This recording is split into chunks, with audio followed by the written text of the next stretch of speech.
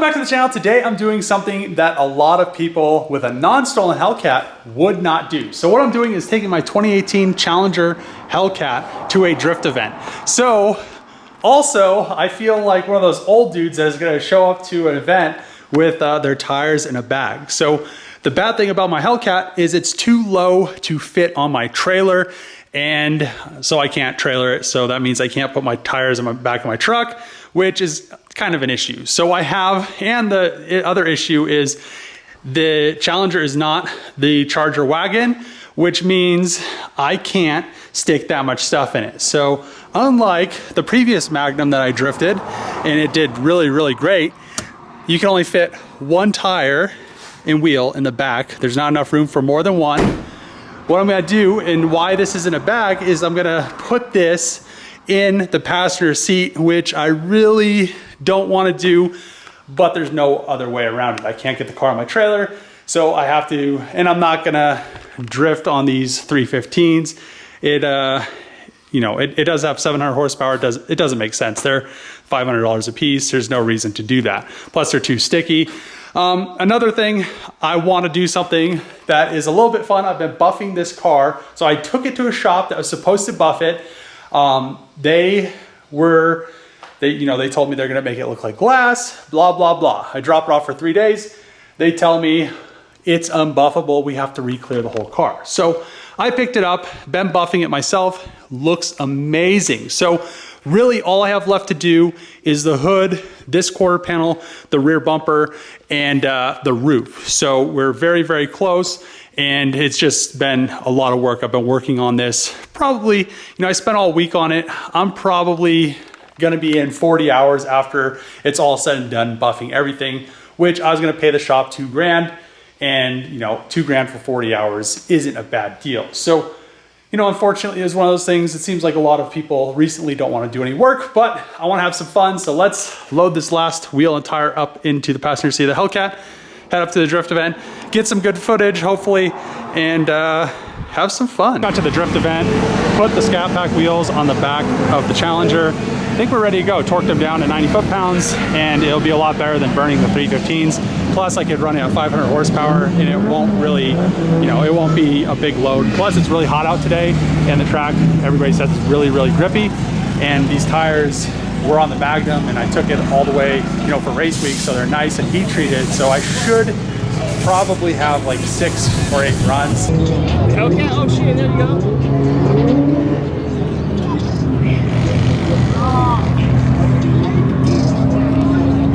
It's pretty cool to see that thing out there.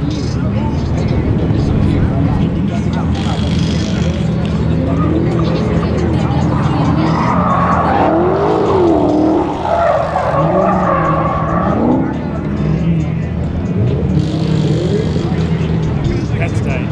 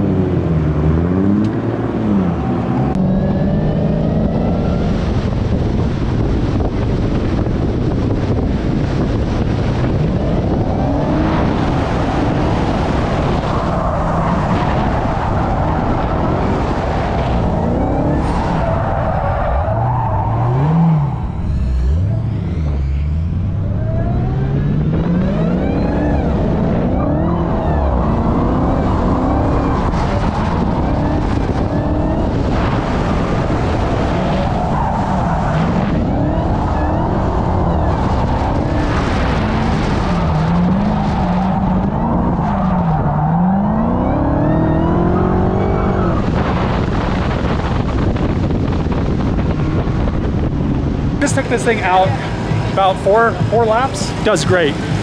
It's pretty heavy, so when I hit the bank, I actually have to pretty much be off throttle coming all the way down. But other than that, I tried 500 horsepower. It really didn't do much. I mean, I was just in it too much. 700 is like almost perfect. When I need the power, it's like instantly there. But yeah, she's doing great. Those tires were actually heat cycled from race week so well that I probably have a good another 4 to 6 runs out of them, and we'll be good. But just finished putting the normal tires, the 315s, back onto the Challenger, and they're starting up competition. So I was just doing open drift, which was really a lot of fun. And I might actually have to build a Challenger drift car, or maybe a Magnum drift car or something like that, because these things drift very well. I can't believe that nobody has used this platform, and in its stock form, it has a lot of angle, not crazy amounts of angle like you know, like aftermarket wise, but and there's not a lot of aftermarket angle support yet, but it drifts very well. Just got back from the drift event, and the Challenger, she drifts very, very well. I really like how this car drives, and I like how it drifts. So one downfall is the car does have quite a bit of factory angle, but it doesn't have enough to be, you know, a competitive drift car. So the one thing, I don't think there's any aftermarket support, because I've kind of followed drifting a little bit still, and I've never seen this platform. I've never seen a Challenger, and you know, you really don't see Hellcats drifting. So I think what I'm going to end up doing is finding a wide body Challenger shell, something up in Detroit or something like that, where I could get a wide body shell and pretty much turn it into a drift car. I have that non-wide body shell, but I really don't like how thin they are. I really don't like how the non-wide bodies look. So I think what I'm gonna do is start looking. If I can find one really cheap, I'll just go that route, and then just start modding it, figure out what I'm gonna do for more angle. And I think, as you guys saw from the video, I spun out a few times, and that was because I was trying to keep the car, you know, I was like max angle. I was trying to hold it at an angle that was past what the you know, with what the steering could handle. So as you guys saw, once I got back into the power, you know, then I spun out. So it really would help to have some sort of kit like they do on the Mustangs, where you get rid of the 2 lower control arms, because on the Hellcats they have then the same reason why I upgraded the Charger to all Trackhawk suspension. It has 2 pickups on the bottom for the lower control arms instead of just 1. So a lot of people with the aftermarket kits for the Mustangs, they all go to the single, and then I think it's like a sheet metal knuckle or something like that. So something similar to the Mustangs is what would have to happen on a Challenger to have it have more angle. Obviously, I don't want to go too crazy with this car because it's nice, and I don't want to, you know, I don't want to turn this car into a drift car, because it's you know, I'm trying to sell it for like 55 grand. It books like a clean title one books for like almost 70. So I really don't want to turn this car into a drift car, and I can get a shell for super, super cheap. But I am very, very intrigued by the idea. I mean, I'm at the point where I do like drifting. I like going to events. I like having fun. I don't like competing, because then you're just sitting in line. It's cool to be able to hit the track and, you know, just go in line and wait for a few cars and not have to compete, and, you know, you wait in line forever. So other than that, didn't have any other issues. You know, the engine, all that stuff, all the drivetrain. I mean, I'd probably just put a stock 700 horsepower Hellcat. I may even keep the automatic transmission, have an automatic tranny drift car, because really you don't, I mean, some people might say that you need a manual, but really you don't need a manual, especially with 700 horsepower. And I'd probably leave the supercharger so it has that nice snappy response. But that being said, I'll really have to think about that. I really want to get the Charger done. I ended up finishing up the bumper after I got home, because I was kind of worried. I was going to stay because there was kind of a late thing, but then it started raining, and my car has the radar in it, and it said it was going to hail. So I didn't want to have the car get hailed on, so I got it home pretty quick.